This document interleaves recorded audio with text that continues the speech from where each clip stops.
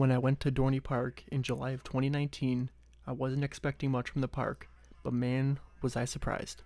On paper, the rides don't jump out at you, but after your visit, your opinion on a few of the rides will definitely go up. On my visit, I got multiple rides on every coaster in the park and created my own personal top 5 of what I enjoyed at the park. As a heads up, this is my opinion, so your top 5 could differ from mine, and if you've been to Dorney Park, leave your top 5 down below so we can discuss it. And heading into our top 5, our number 5 coaster is going to be Thunderhawk. Thunderhawk is a PTC wooden coaster built in 1924, and I've heard so many negative things about this ride because of its roughness, but all 3 times I went on it, I really enjoyed myself. Now don't go into the ride expecting a great thrilling coaster, but it was a nice wooden coaster that the park needs to shake up the lineup of all steel coasters. Going to number 4 is going to be Possessed.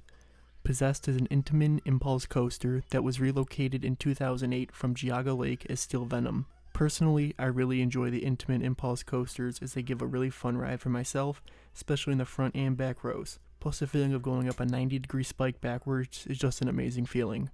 And going into the top 3, it's always differed the order of these 3 for people who rank them, but they're almost always likely going to be the same 3 coasters in this list. My number 3 coaster is going to be Steel Force. Steel Force is a Morgan Hyper coaster built in 1997 and is the park's only hyper coaster. When I was at the park for the day, I went on this 5 times, and each ride I was a little disappointed as I was expecting some good airtime, but was underwhelmed with the amount that I had received. Although this is still a great ride, it does not stack up to the next 2 coasters that I enjoyed much more.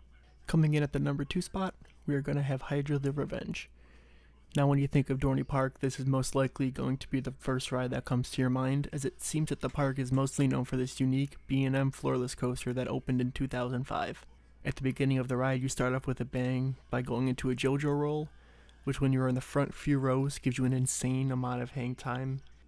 Going through the rest of the ride, you go through a not normally shaped Cobra roll, which for me got rid of all of the whip during the element, which you would normally find during a B&M Cobra roll. In the one day I was at the park, I rode Hydra about 10 times, and I had such a fun and enjoying time riding it, but not as much fun as the number 1 ride on this list, which is going to be Talon. Talon is the B&M invert at the park that opened in 2001. Going into the day at the park, I fully expected Steel Force or Hydra to be my number 1 at the park, but I was completely thrown off by how great of a ride Talon actually is. The ride is incredibly smooth and intense throughout almost the full layout. Personally, my favorite part of the ride is right before the coaster you hit a sharply banked turn, and it's such a great element that people seem to almost overlook about the ride. Well, that's going to wrap up my top 5 rides at Dorney Park and Wildwater Kingdom. I hope you enjoyed, and don't forget to leave a like and subscribe for more coaster content hopefully coming during this summer. See you guys later.